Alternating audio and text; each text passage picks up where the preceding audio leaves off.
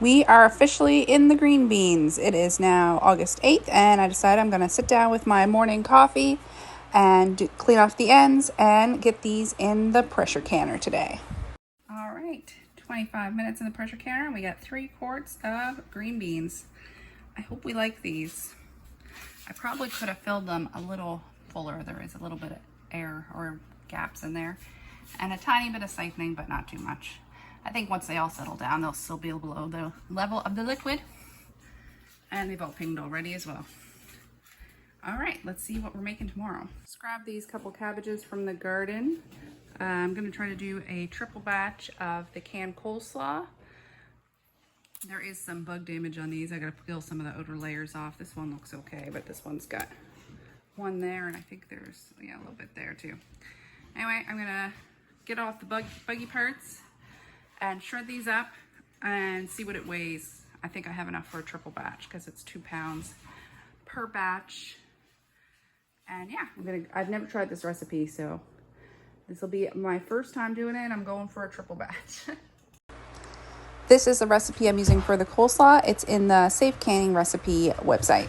I had to have a slight change of plans. I actually only had 6 carrots in the fridge, so I only have enough to make a double batch. 4 pounds of cabbage, 6 carrots grated. I'm gonna sprinkle this with 2 teaspoons of salt, let it stand for 1 hour, then drain, and then I'm gonna make the brine that comes over it and can it. The recipe does say it does 5 to 6 pints per batch, so potentially this could make 12 pints, but from everything I've read, it tends to make less than the recipe says. That's just how canning recipes are sometimes. It has to do with how tightly you pack things, and I like to pack things as tightly as I can, especially if it says pack tightly, because you lose less jars, so then you use less lids. And the highest size you can do in these is pints. If you could do quarts, I'd probably do quarts, but I also don't know if we were even gonna like this. So, but yeah, anyway. I'll come back when I'm jarring it up with the brine. All right, so I made a triple batch of brine, even though I only doubled the recipe because everything I read said there wasn't enough brine. I did my 8 jars, which is what I thought it would make. It did say 5 to 6, but everything I read said you get less. But I have all this cabbage left. Now, my canner only holds 8 pints, so I think I'm just gonna run this, and then I'm just gonna make this into coleslaw for tonight's supper.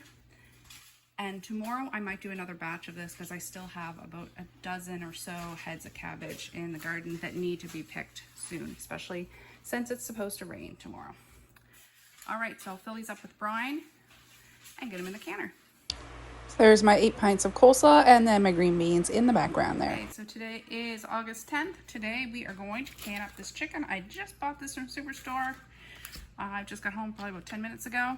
I've got my jars in the canner warming up in the pressure canner, so we're just going to go ahead and chunk this up, fill up our jars, and we'll have some canned chicken for the shelves. All right, there's my chicken all jarred up. So you put it to 1.25 inch headspace and then just give the rim a wipe, put on your lids. I'm just going to put on my rings and put them in the canner. On August 11th, I harvested about a dozen cabbages from the garden. I left a few out there that weren't quite up to size yet. So today I'm gonna make sauerkraut. So I shredded up, I think it was around 7 heads of cabbage. Just shredded it up and put it in a bowl, just used a knife. I save a couple of the full cabbage leaves to weigh down the top of the jars. So I think I'm going to do a full video on making sauerkraut, but this is just to show you how it looked. It made about 3/4 of the 11-liter bucket and then a 2-liter glass jar. And I just weighed this down with a plate, and these will ferment for approximately 2 to 3 weeks before they'll be refrigerated. All right, so it's Monday, August 12th. Yesterday I did my sauerkraut. So today I'm taking the rest of my shredded cabbage. I added carrots, and I'm going to do another double batch of the canned coleslaw. Picked some beans today. We're picking beans about every second day, and these are going to be mostly for our supper tonight and fresh eating throughout the week. Let's just clean everything up. Those will go to the chickens, and then I grabbed some Swiss chard. So today I'm going to freeze some Swiss chard. I have more in the garden as well, and I'm gonna grab some of that at supper time just to have with supper, another green. So that's what I'm working on today. All right, so I just separate my whites and the greens. The greens I blanch and freeze in these cups. I'll pop them, once they're frozen, I'll pop them out of here and put them in a freezer bag. And then once these are frozen, they'll be individually frozen. I'll just throw those in a separate freezer bag. I have one on the go already downstairs. I just like to keep them separate because I like to use them for different uses sometimes. I can always add them back together, but I can't really take them apart. And then that's what I'll go into the chickens. So there's my Swiss chard. It's frozen in individual servings, and then I keep the stock separately. But these are all frozen separately to each other, so I can just grab a handful or two, whatever I want to throw in a soup or casserole or whatever. So doing that Swiss chard was so quick that I also was able to get the rest of this coleslaw canned up. I didn't bother putting the mustard and celery seed in this time. Dry herbs are optional. And I just thought it would be nicer if I just added them and just to taste when they came out. And I just think they look a little nicer in the jars. All right, that's another thing done. So August 13th, I did all my grocery shopping this day, so I didn't have much time to do anything, but I got a whole bunch of corn from Gateway, so I decided I could get one run of corn in. So I did 5 quarts of pressure canned corn.